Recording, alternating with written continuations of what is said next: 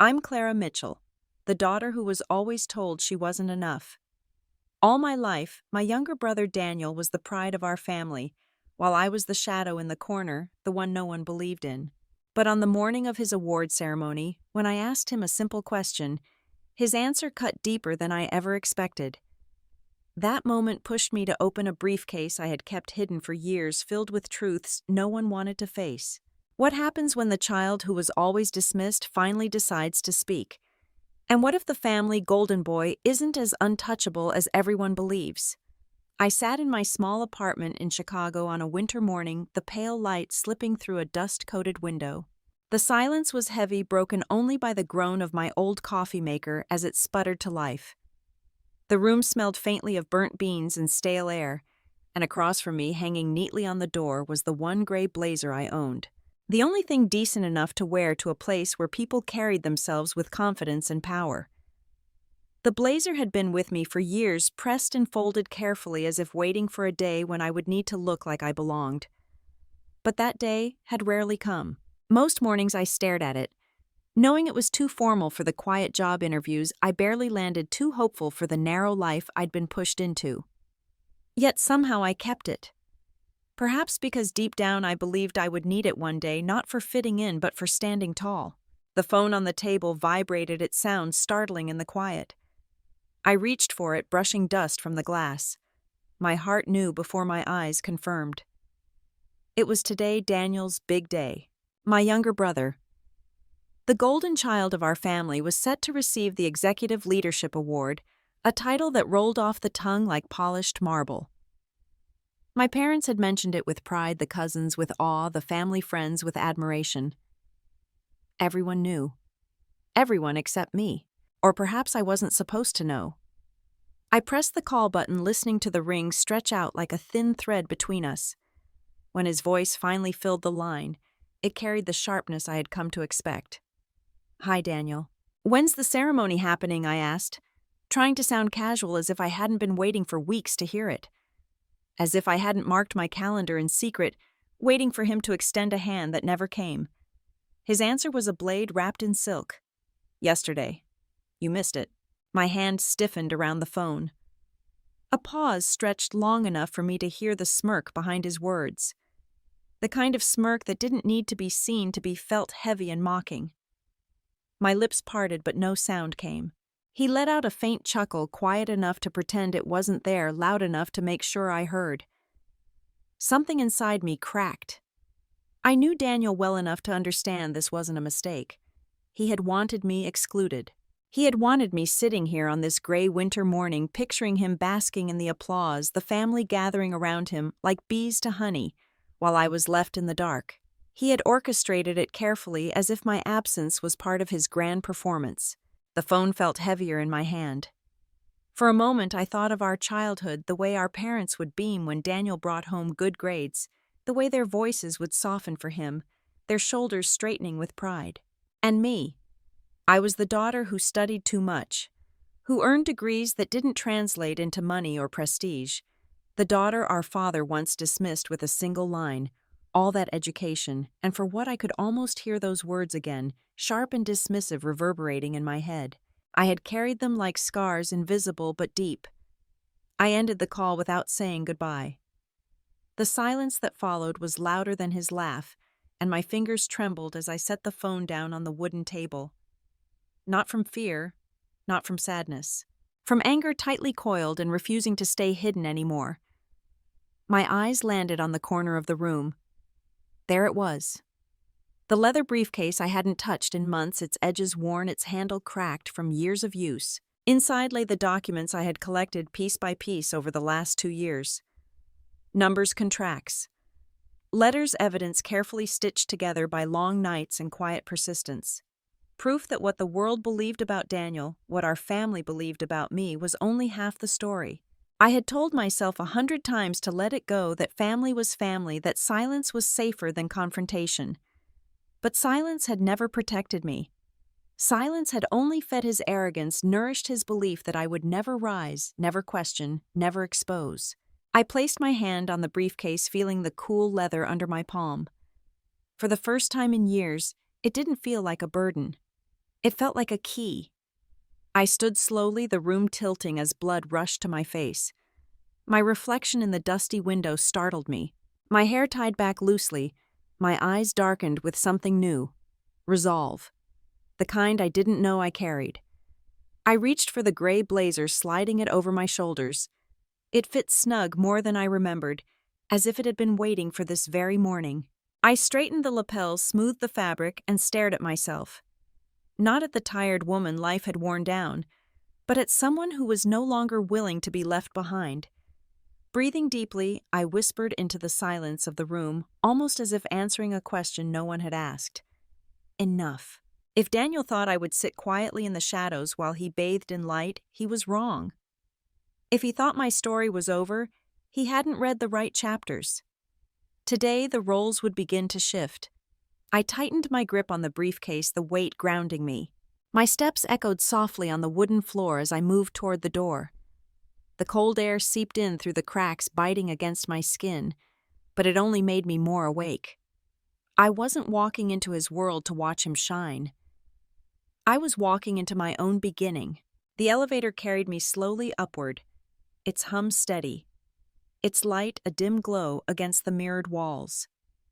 Each number lit up above the doors seemed to sting me with a memory, a reminder of the times my family measured me against Daniel and found me lacking. With every floor I rose, another scar came back to life.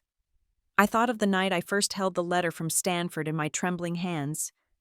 The scholarship offer for a PhD program felt like a door opening to a future I had fought for with sleepless nights and relentless discipline. My heart had pounded so loudly I could hear it in my ears as I ran to show my mother. She looked at the letter, her lips curving into a polite smile that never touched her eyes. "That is wonderful, Clara," she had said softly. "But your brother is already building a real career. Books are your strength, not the world out there." My father sat across the table, leaning back in his chair, nodding as if her words were scripture.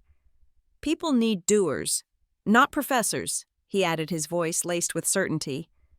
The letter trembled in my hand, as if absorbing my disappointment.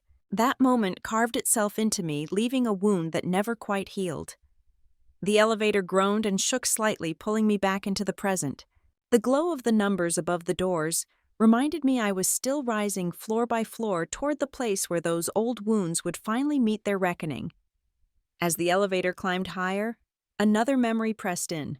While I drowned in research papers and late-night readings, Daniel would stride through the front door in his tailored suits, his new girlfriend on his arm, the kind who looked like she belonged in a glossy magazine. He spoke about clients and investments, words none of us fully understood. But it didn't matter. My parents' faces lit up in admiration, their eyes wide with pride, their voices brimming with approval. And me, I stayed silent. Silence was my only shield. The elevator ticked upward. The numbers blinked steady and unrelenting. I had tried to fight for recognition once. When I started a small consulting firm, I showed my father the business plan I had spent months perfecting. He flipped through the pages with a detached glance, then chuckled. "This looks like office games, Clara. Daniel is the one out there fighting real battles." His words stung more than I admitted at the time. But worse than his dismissal was what came after. They mortgaged the house to fund one of Daniel's startups, a project I knew in my bones would collapse. I warned them, pleaded with them, but my words meant nothing. For them, Daniel was always the rising star. I was just the shadow following behind, too dim to matter. I pressed my hand against the leather briefcase at my side, my knuckles whitening. The elevator dinged its bell, cutting through my memories. The doors slid open, revealing the top floor of Morgan Tech. The hallway stretched out before me, sleek and polished, the air humming with the quiet confidence of power. I stepped forward, the briefcase heavy in my grasp, each step echoing against the glossy wood floors. For years they had believed I was just the quiet daughter with a modest apartment and an old car, a woman who clung to books and theories while life passed her by. They had no idea what I had built in the silence they mistook for weakness. Every dollar saved, every contract signed behind closed doors, every late night spent negotiating instead of sleeping, all of it had brought me here. They thought I was a shadow, But shadows can grow, can take shape, can darken into storms. The briefcase thudded gently against my leg as I walked, its weight no longer a burden, but a promise. My reflection followed me along the glossy panels of the wall, a reminder that I was no longer the timid girl they once dismissed. Each scar my family left on me had once been a wound. Today they were wearing armor. Today they were the weapons I carried into this place. The elevator doors slid open, and I stepped into the world Daniel had always claimed as his territory. The hallway stretched wide and gleaming, its floor padded with thick carpet that silenced most footsteps. Its walls lined with panels of glass reflecting golden light from chandeliers above. The scent of expensive cologne lingered faintly in the air, sharp yet elegant, a perfume that belonged to those who thought power was theirs by right. At once I knew I looked different. My gray blazer, pressed and plain, was no match for the tailored suits and silk dresses that swept past me. Men adjusted their cufflinks with practiced ease, women walked with heels that clicked like punctuation marks against stone, and I felt their gazes slide across me like cold knives. Some allowed themselves a quick glance at my jacket, then quickly turned away as though my presence were an error in the polished order of the place. A small smile touched my lips, almost involuntary. They didn't know. They saw an outsider, but I was no stranger to these walls. What they could not see was that in silence, in years of patient calculation, I had stitched myself into the very foundation of this company. While Daniel paraded through boardrooms with borrowed charm and polished arrogance, I had acquired my stake piece by piece, unseen yet steady. These people thought they were walking in Daniel's world. They would soon realize they were standing in mine. My phone buzzed in my hand. Daniel's name lit up the screen, and for a moment a pulse of irritation traveled through me. I opened the message, and his words appeared as sharp as ever. "Stay in the back. Don't embarrass me." I froze where I stood. The words were short-clipped, but they carried the weight of a lifetime. My chest tightened, not with pain, but with recognition. From childhood, Daniel had never missed a chance to remind me of my place. I remembered the birthday dinners when relatives gathered, their laughter loud around the table. Daniel would whisper from across the plates, "Don't talk too much." I remembered holiday evenings when I tried to share news of my studies, only for him to lean close, smirking as he muttered, "Don't make me look bad." At first it was teasing, or so everyone said, but over the years the message calcified into something more deliberate. He needed me quiet, diminished, invisible, so his shine would never be challenged. Even now, standing in this tower with its gold light and glass walls, his voice reached me in the same way it always had, an attempt to pull me back, to keep me in the shadows. I stared at the message until the letters blurred. Then I slid the phone into my pocket and drew a slow breath. This time I would not obey. My heels clicked against the polished stone floor as I resumed walking. The sound echoed softly in the wide corridor, and with each step I felt the weight of years lift just slightly. Each sound was a heartbeat, each echo a vow. I would not walk behind him anymore. Two men in dark suits passed by, speaking in low tones about quarterly reports and client dinners. One of them glanced at me, then away, his eyes carrying the quiet dismissal of someone who had already decided I was unimportant. I let him look. Let them all look. Their ignorance was to my advantage. To them I was still the woman in the gray blazer, the one who looked out of place. That suited me. When the truth came, it would land heavier for being unexpected. My hand brushed the edge of my leather briefcase as I walked, grounding me. The hall stretched on long and shining, a corridor of wealth and power that had always seemed closed to me. Yet with each step forward, I felt less like an intruder and more like the rightful owner reclaiming her space. The voices grew louder ahead, muffled but urgent, spilling through the glass doors at the end of the hall. I could almost hear the announcer's tone, rehearsed and proud, ready to speak Daniel's name. He would be standing at the front, straight-backed and certain, waiting for the applause he believed he deserved. But applause could not drown out the truth. I reached the end of the hallway, the doors towering before me. They were double-paned, spotless, their handles gleaming silver under the light. My reflection looked back at me, small but steady eyes, dark with something I had not seen in myself for years. I lifted my hand and pressed my palm against the cold handle. The metal bit against my skin, grounding me once again. I inhaled deep and deliberate, and in that pause I felt everything converge, every dismissal, every smirk, every scar Daniel had carved into me. They were no longer wounded. They were steel. I was not here to play his shadow anymore. I was here to shatter the illusion he had built so carefully. With a single push, I opened the doors and stepped into the light. The glass doors closed behind me, and the hum of the hall washed over me at once, thick and overwhelming like waves crashing against stone. Crystal chandeliers spilled their light across rows of polished suits and shimmering gowns, their brilliance meant to dazzle, to erase flaws and magnify triumphs. My heels tapped against the wooden floor, a steady rhythm that felt almost defiant. Faces turned briefly, then dismissed me, deciding in an instant that I didn't belong here. At the front row sat Daniel, framed like a photograph of success. His navy suit was razor sharp, his tie perfectly knotted, his hair slicked back until it gleamed. He leaned close to our father, who whispered something that drew an easy laugh from them both. On his other side, my mother's hands rested neatly on her lap, her posture regal, her eyes glistening with devotion. To them, Daniel was still the chosen one, their miracle, their vindication. I moved slowly down the aisle, every step drawing me nearer to their orbit. Daniel's eyes flicked toward me, and his polished smile faltered for a fraction of a second. Irritation tightened his jaw, and he shifted just enough to lean toward me, his words slicing through the air, pitched low so only I could hear. "Why are you even here? Just sit down and don't cause a scene?" The words struck with the same old edge honed from years of practice. Not a plea, but an order. Not concern, but contempt. Once they might have silenced me. I remembered birthday dinners where his whisper, "Don't talk too much," kept me quiet while our relatives laughed. Holidays when my attempts to share an achievement were smothered by his smirk and his hissed warning, "Don't make me look bad." All those little cuts had trained me to shrink, but tonight his words slid off me like water on stone. They didn't pierce, they revealed. They showed me he still thought I was the same shadow he could dismiss with a sentence.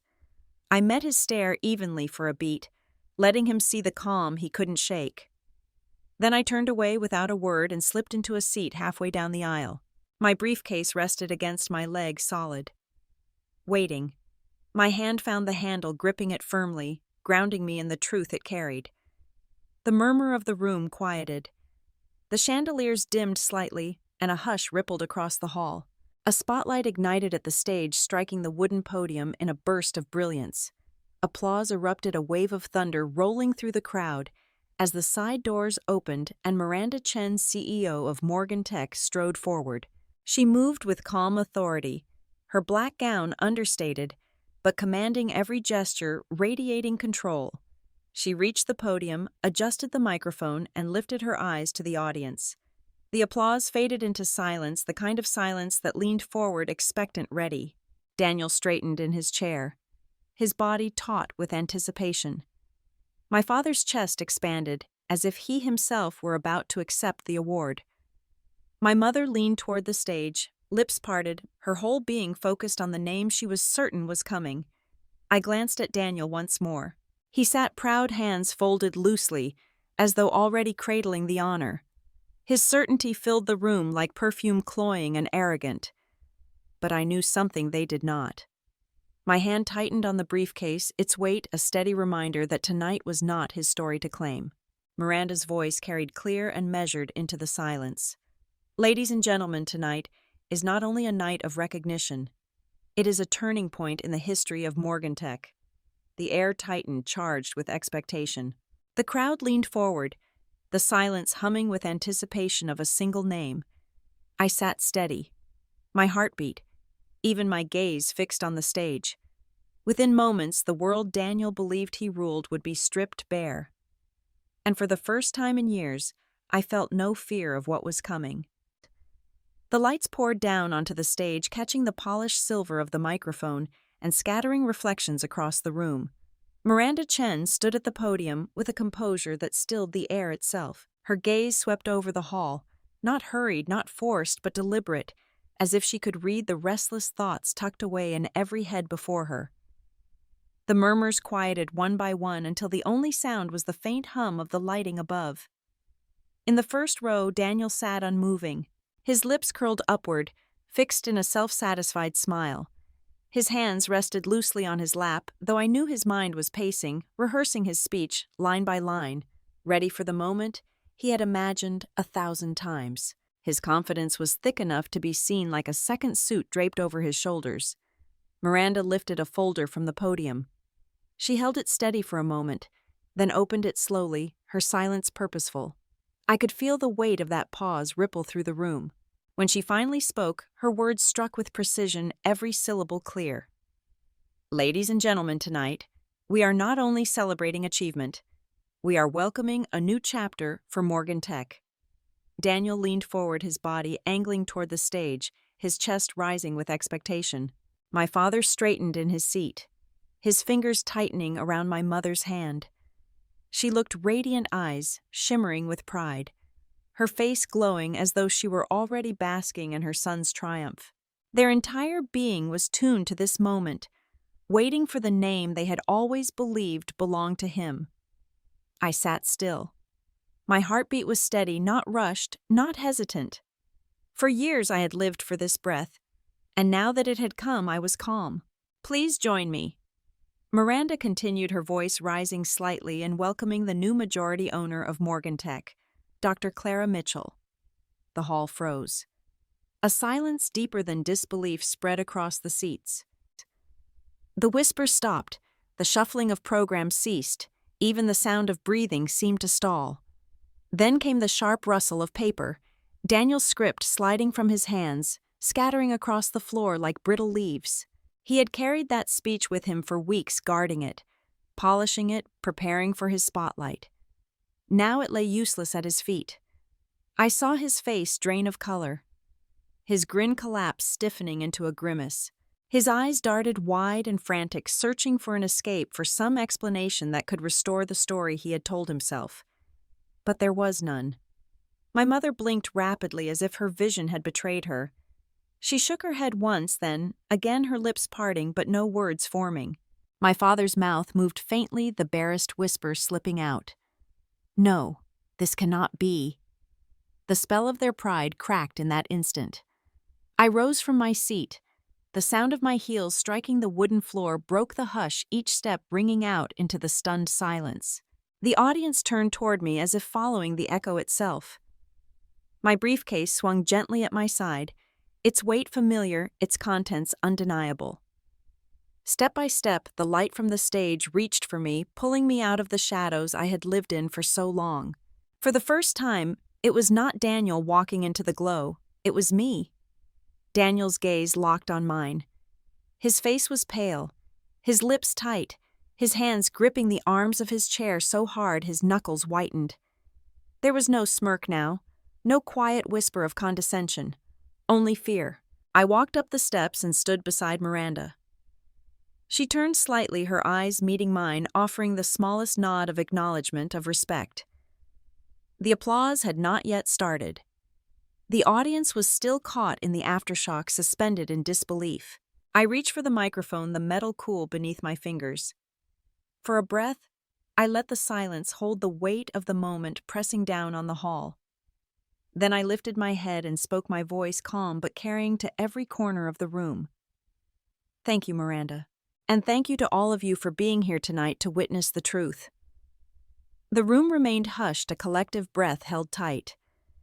Every eye turned from Daniel to me, and I knew in that instant the illusion he had built was gone. His night had ended before it began, and the world he thought he ruled was now looking at me. I stood at the microphone, the stage lights pouring down on me so brightly I could barely see the rows of faces stretched out beneath them. The heat of the lamps pressed against my skin, but my hands did not tremble.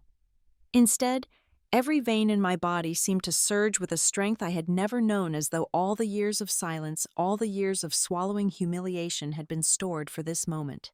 Hundreds of eyes were fixed on me, some wide with shock, some narrowed with doubt, all waiting to see whether I belonged here. I drew a long breath, letting the air fill me, and when I spoke, my voice carried steady and deliberate. Before we speak about the future of Morgan Tech, I must remind you of a few things from its past. The hall grew utterly still. Even the faint shuffling of programs and the soft coughs that usually ripple through large gatherings had vanished. Daniel shifted in his seat, and I could see from the corner of my eye that his complexion had drained to a sickly pale. He sat frozen, his lips pressing together as if he thought he could silence me with his glare alone.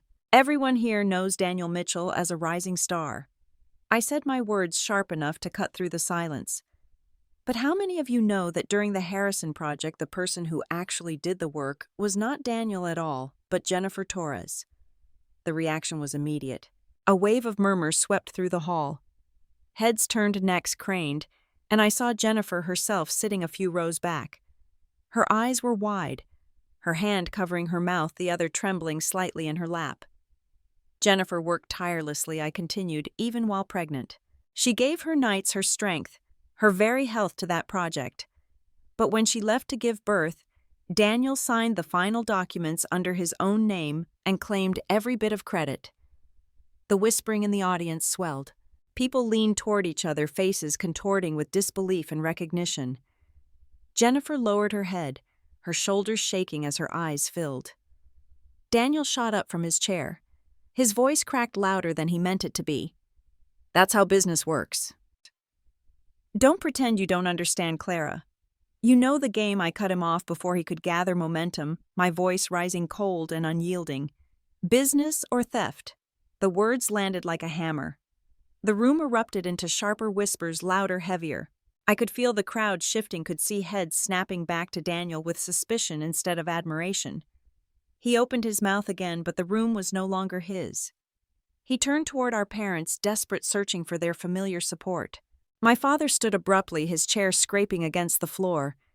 His face was flushed, his eyes sharp with panic as he shouted hoarsely, "Clara, stop this! You are destroying this family's reputation." The ache of his words struck me, but only for a second. I held his gaze, my own steady and unblinking. Reputation cannot be built on lies, Father. Not even ours. He faltered, his mouth opening again, but no sound followed. The authority he had wielded all my life hung useless in the air. I reached down and pulled a thick folder from my briefcase, the weight of the papers heavy in my hands. I lifted them high so all could see. And here, I declared, is the Stevens Tech acquisition. Daniel concealed a massive pension debt, hiding it from the board. If this deal had gone through, Morgan Tech would have inherited $120 million in toxic liabilities. The hall broke into chaos. People gasped. Chairs shifted noisily and voices overlapped in frantic murmurs. Some clutched at the arms of their seats, others leaned forward in disbelief. The calm veneer of the event had shattered into raw confusion. Daniel's face twisted as he stumbled for words. That's just strategy. Everyone does it. It's how the game is played. No, Daniel. I answered, my voice ringing with steel. Not everyone lies. And tonight the truth is here for all to see. You will never sit as executive vice president of this company. The sound carried across the hall, echoing against the high ceiling, reverberating through the stunned silence that followed. For a moment, it felt as though the entire room had forgotten to breathe. Daniel stood rigid, his body trembling, his face drained of the triumph it had carried minutes ago. My father slumped back into his seat, staring at nothing while my mother covered her mouth, her shoulders hunched in disbelief, and I felt the weight of my own voice, the strange, steady power of it. For the first time, the story did not belong to Daniel. It belonged to me. The echoes of the uproar from the hall still clung to me as I closed the glass door of the CEO's office behind us. The noise outside faded into a muffled hum, leaving a silence so heavy it seemed to press down on my chest. The golden light above cast long shadows over the dark wooden table, its polished surface scattered with sealed folders waiting to be opened. My parents entered behind Daniel, their footsteps hesitant, while he was quick, angry, unsteady. The door shut with a final click, cutting us off from the crowd, from their curious stares, leaving only family and the truth that could no longer be ignored. It was my mother, Helen, who broke the silence first. Her voice trembled, though fury edged every syllable. "Clara, what have you done? You stood there in front of the whole company and humiliated your brother. How could you?" Daniel's rage burst forward before I could answer. His face was flushed crimson, his jaw clenched so tightly the veins in his neck stood out. He jabbed his finger toward me like it was a weapon. "You ruined my night. You can't take away everything I worked for." I met his eyes calm, even cold, and let my voice fall steady between us. "You didn't work for it, Daniel. You stole. You concealed. You lied. And tonight, everyone knows." My words hit him like a slap, but before he could respond, our father slammed his palm down against the table. The sound echoed through the office, rattling even the folders stacked neatly at the edge. His voice came out hard, every word bitten off. "Enough, Clara. You're turning yourself into a traitor. This is your family."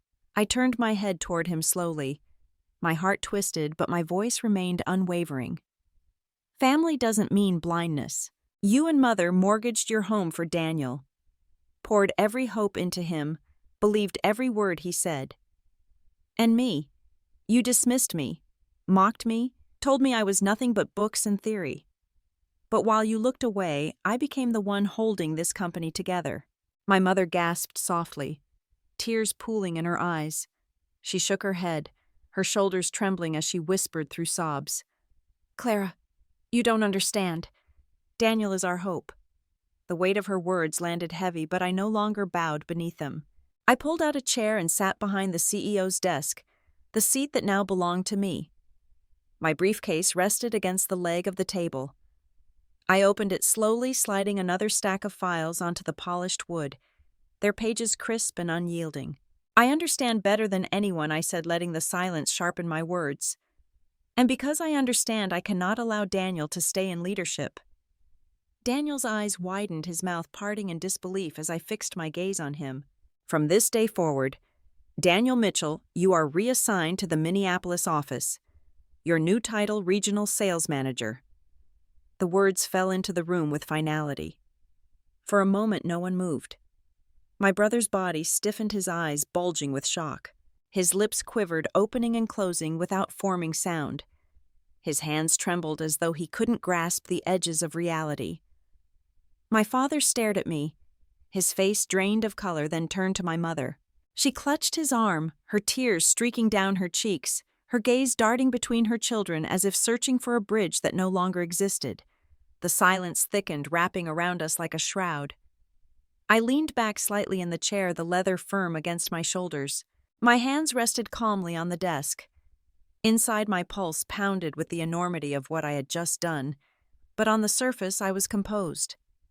For once I wasn't the daughter silenced, the sister dismissed. I was the one making decisions, and this I knew was only the beginning. 3 months later, Chicago basked under the brightness of spring. The lakefront shimmered, the breeze carried the scent of blossoms, and the streets hummed with new beginnings. Yet in my chest the air was cold heavy with thoughts of Minneapolis, the city where Daniel now lived.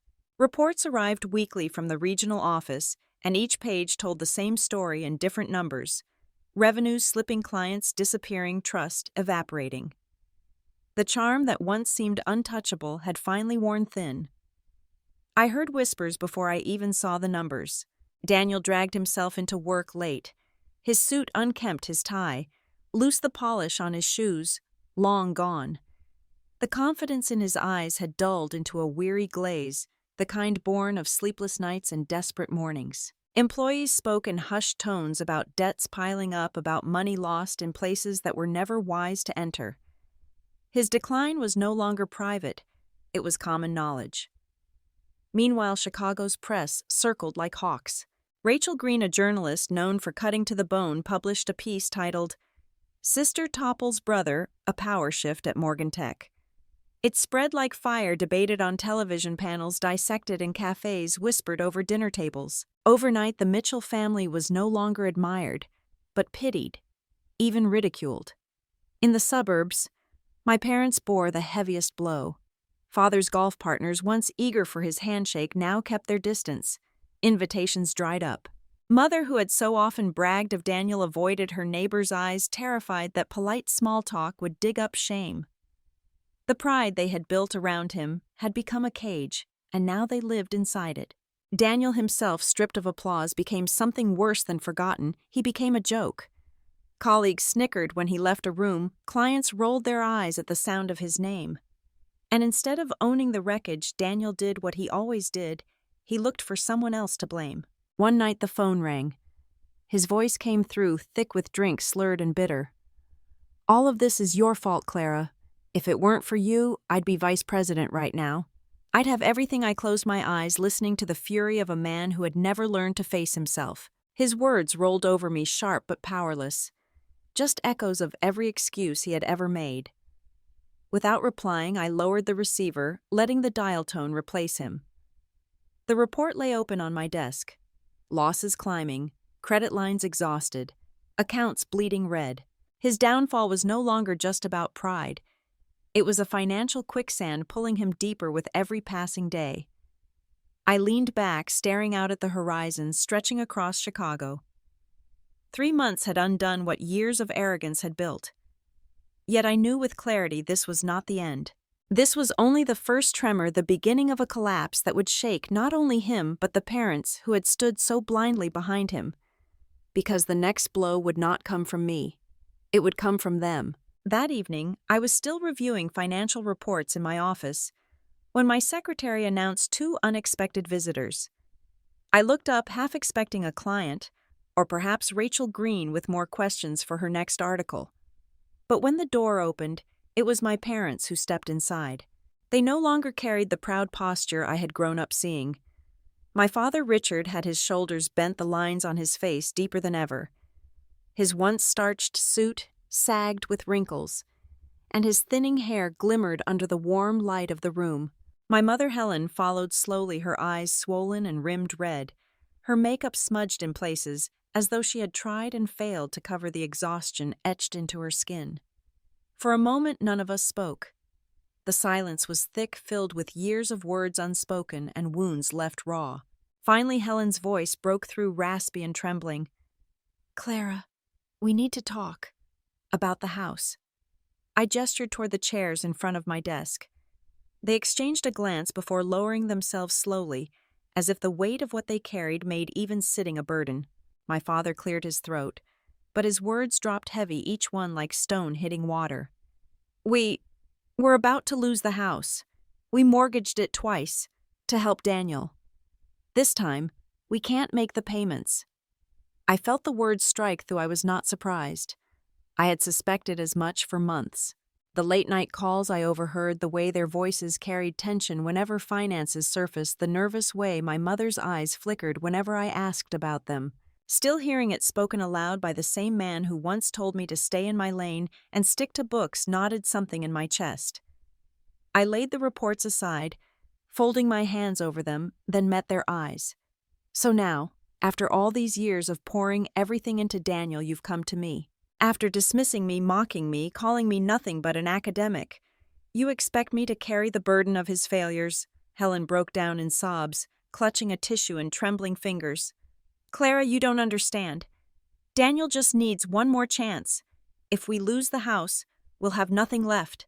My father slammed his palm against the edge of the desk, the sharp sound reverberating across the office. "You have a company, Clara. You have power, resources. You can save us."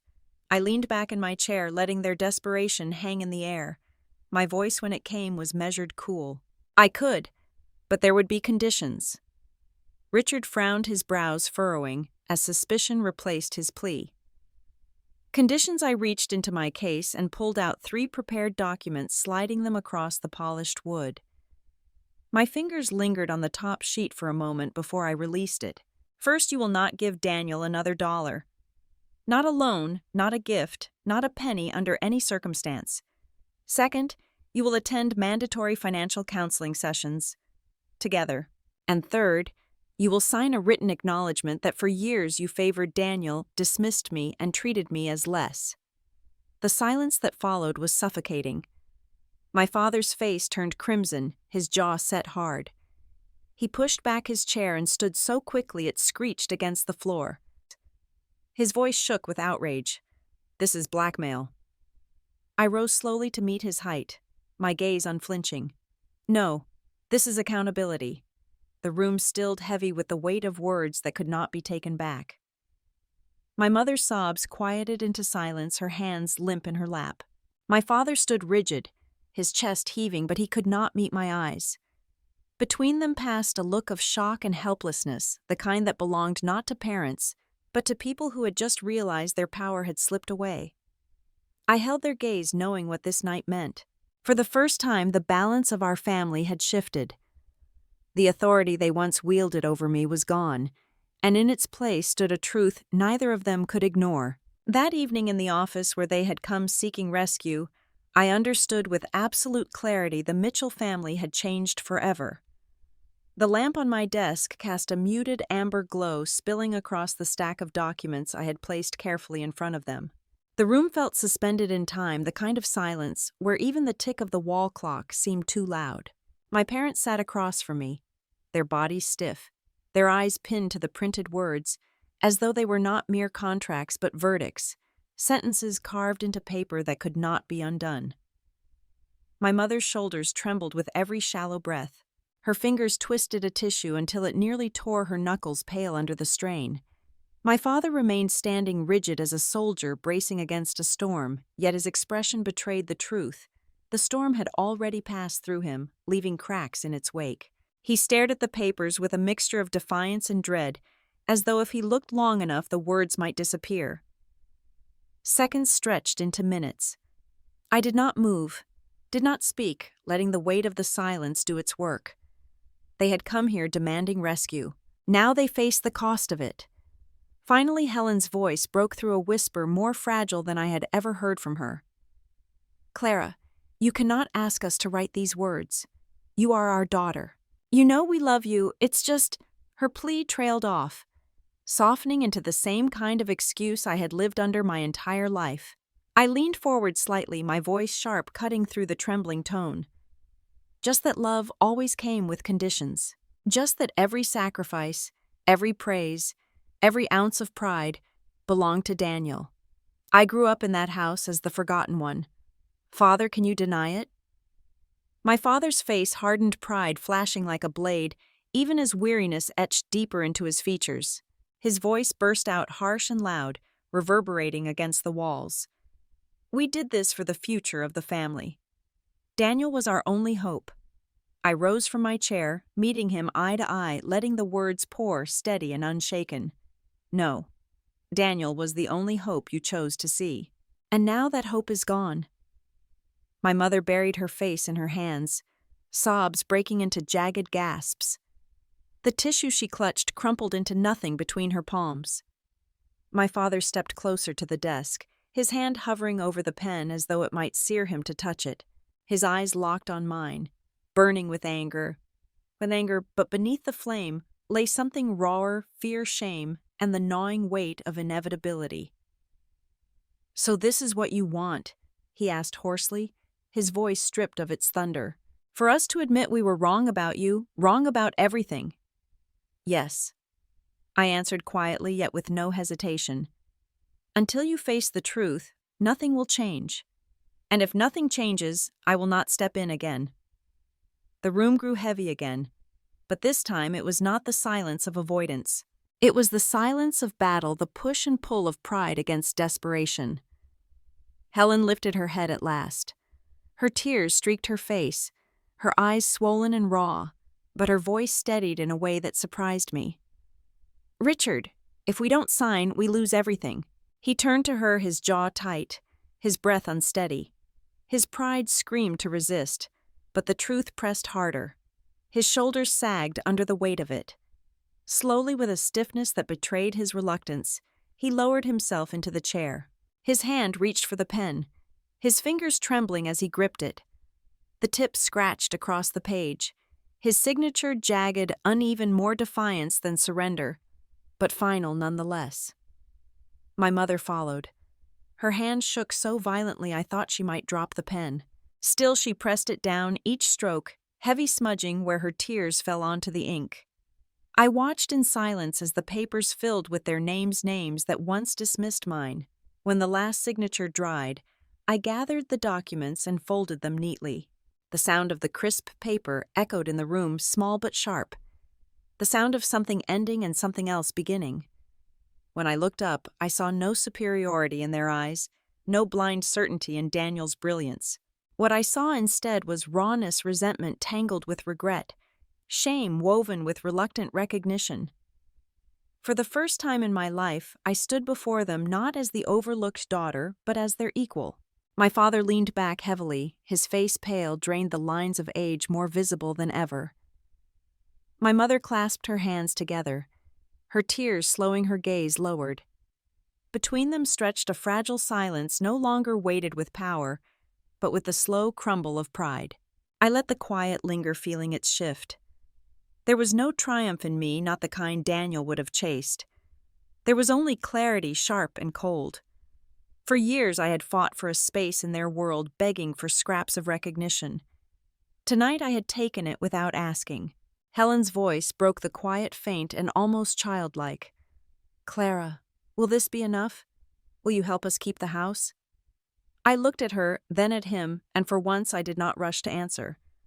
I let the question settle, let them feel its weight. Finally I nodded once. "Yes, but this is the last time." Their eyes flickered, not with relief exactly, but with a weary acceptance. They knew the terms. They knew the balance had shifted permanently. As they rose to leave, I noticed how different they looked from the parents who had walked in. No longer towering, no longer untouchable. Just two people who had gambled everything on the wrong son, now facing the bill. When the door closed behind them, I leaned back into my chair. The city lights flickered outside my window, a reminder that the world kept moving indifferent to our private wars. I rested my hand on the folder of signed documents. The ink was still drying, but its meaning was already permanent. For the first time I felt something stir inside me, something I had never felt in their presence before. Not affection, not forgiveness, not even relief. It was respect thin, fragile, hesitant, but real. And though it had come late, though it had come wrapped in sorrow, it was mine. That night, as I sat alone in the quiet, I knew one truth more clearly than ever. Families could wound, could betray, could blind themselves with pride. But accountability was not cruelty. It was the only way forward. And for the Mitchells, the reckoning had finally begun. The rain slid steadily down the tall windows of my office, streaks of gray weaving patterns across the glass. Chicago looked blurred from where I sat. The skyline softened under the curtain of a spring storm. I had just ended a video call with the board when my phone began to vibrate on the desk. The name on the screen made my stomach tighten. Daniel. For a moment I simply stared at it, the steady hum of rain filling the silence. A part of me wanted to let it ring until it stopped, to let him vanish into the mess he had created. But I pressed accept. His voice came through rough and uneven, tinged with slurred edges, as if alcohol had loosened his tongue but tightened something inside him. "Clara, you won, didn't you? You took it all. I have nothing left." The sound of his breathing rasped against the receiver, shallow and erratic, the kind of rhythm that belonged to someone who hadn't truly rested in weeks. My hand clenched on the edge of the desk. I had read the reports from Minneapolis sales, plummeting his team, unraveling his personal credit, sinking fast. I had even heard whispers about late nights gambling online, losing money he never had. Still, hearing him like this, deflated hollow, was something I had not prepared for. I didn't speak right away. His words lingered in the air between us, heavy and raw. When he spoke again, the anger in him sounded like it had burned out, leaving only smoke. "It's all your fault," he said, but even the accusation came weakly, his tone frayed. "If you hadn't stepped in, I'd be sitting in that chair. I'd still have it all." I closed my eyes briefly and images rose on bidden dinners, where he smirked across the table while our parents beamed at him. My own silence pressed down by their pride in him, the sting of his endless jabs, the way he never missed an opportunity to remind me I was second best. And yet when I opened my eyes, my voice was calm, steadier than I felt. "Daniel, you are caught in the same cycle you've lived your whole life. I didn't steal anything from you.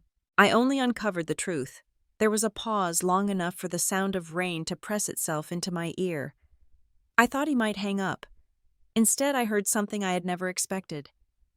A soft, broken sound. His voice cracked, a faint sob bleeding through. "I don't know what to do, Clara. I don't know how to get out of this. I need help."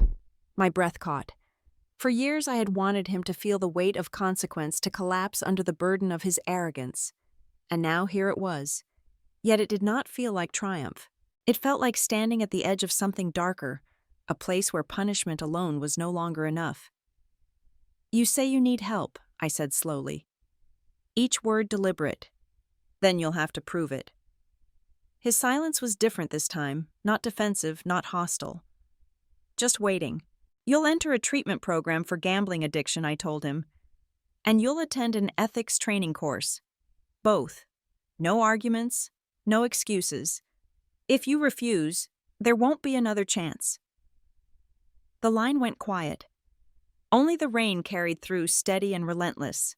I could almost picture him sitting in some dim apartment in Minneapolis, the curtains-drawn bottles stacked in the corner, staring at a life he no longer controlled. Finally, his voice came barely above a whisper. "Okay, I'll go." I exhaled, tension I hadn't realized I was holding easing slightly. My hand lingered on the phone before I ended the call. When the line went dead, I sat back in my chair. The city outside blurred and flickered under the storm lights, glowing faintly through the rain. Inside me, the emotions tangled. Not satisfaction, not vengeance, not even relief. Something more complicated. Something that felt closer to duty. I thought of the word that had echoed in my mind so often lately. Accountability. I had demanded it from my parents, forced it into their hands with signatures and confessions. And now, here was Daniel standing at the door of it too, whether he wanted to or not. Yet accountability was not the same as destruction. It was not only about tearing down. Sometimes it had to be the foundation for something new if the one standing on it could bear to rebuild. I remembered the look in my father's eyes when he signed his name, the defiance that cracked into weary surrender. I remembered my mother's tears dripping onto the paper, ink blurring under the weight of grief and acceptance. Tonight I heard the same fracture in Daniel's voice. For the first time, not pride, not anger, not entitlement.